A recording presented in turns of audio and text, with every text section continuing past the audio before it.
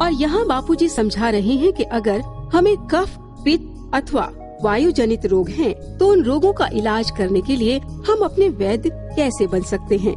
आइए लेते हैं कुछ अनमोल टिप्स स्वस्थ रहने के लिए और खुद को स्वस्थ रखकर अपना भगवत अंतःकरण तैयार कर हम अपनी आगे की यात्रा तय कर लें।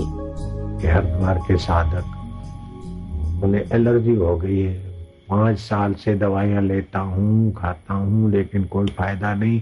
बड़े बड़े डॉक्टरों को, हरिद्वार से लेके दिल्ली तक के डॉक्टरों को दिखा दिया, कोई फायदा नहीं हुआ।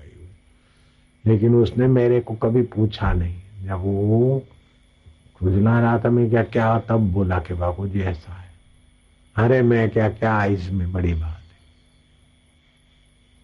त्रिफला फाक लो और दूध पे रहो तो पित्त शमन हो जाएगा, तो अपने आप खुजली और सब शांत हो जाएगा। दूसरे दिन हमने पूछा क्या हाल है, बोले बड़ा आराम है। अगर खूब गर्मी होती हो तो बाहें से सांस लो, रोको और दाएं से छोड़ो 5 बार 6 बार। गर्मी का प्रकोप चट। पित्त होता है, खुजलाहट होती है, तभी भी आराम करेगा। जीभ ऊपर करके घूंट भर के सांस भी हो 3 बार। एमसी ज्यादा होती है, खुजलाहट होती है, गर्मी होती है, सब शांति। पित्त संबंधी और वायु संबंधी बीमारियां 80 प्रकार की बीमारियां होती वायु संबंधी, 32 प्रकार की बीमारी होती पित्त संबंधी। उसको भगाने की युक्ति आ गई। क्या करें कि शाम को कोष्ठ शुद्धि 2 गोली ले ले, रात्रि के भोजन में दूध का उपयोग करें, फिर सोने के पहले शौचालय जाए, दबाव न डाले, भोजन के 2 घंटे के बाद शौचालय जाए सोने के पहले, और एक दिन में नहीं तो दूसरे दिन में शौच आएगा, शौच करके सो जाए।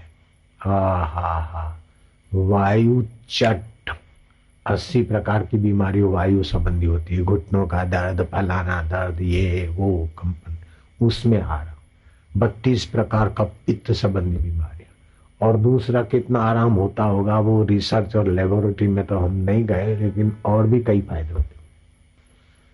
नारायण, तो जिसको बीमारी है इसका फायदा उठाए, अथवा शरीर मोटा है इसका फायदा उठाए।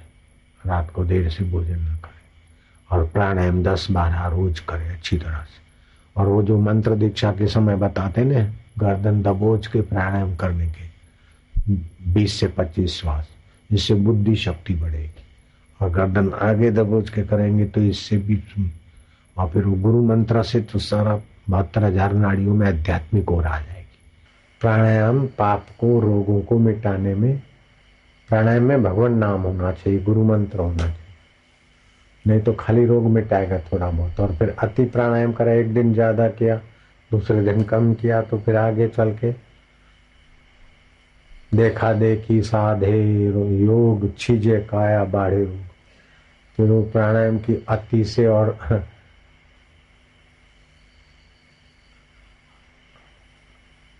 अति से और अति कम और अति ज्यादा से, या जो संसार व्यवहार करते प्राणायाम में ब्रह्मचर्य रखे तब भी विशेष फायदा होगा।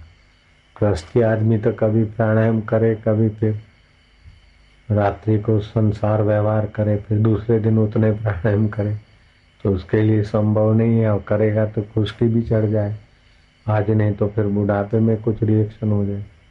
इसलिए उसको तो थोड़े से प्राणायाम करके आरोग्य कर लेना चाहिए। तो बहुत सारी बीमारियां तो पित्त और वायु से ही होती है। हार्ट अटैक भी पित्त और वात से ही होता है। जोड़ों का दर्द, ये वो 80 प्रकार की बीमारियां तो वायु से और 32 पित्त से, और दोनों मिलके तो फिर कई गुनी हो जाती।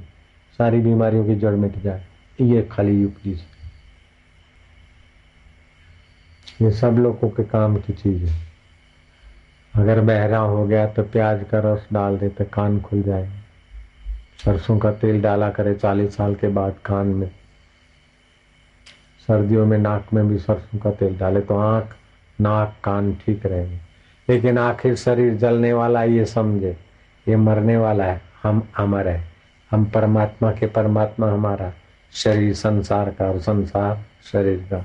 इनकी अपनी दोस्ती है, मेरी अपनी प्रीति। ओम ओम नारायण नारायण।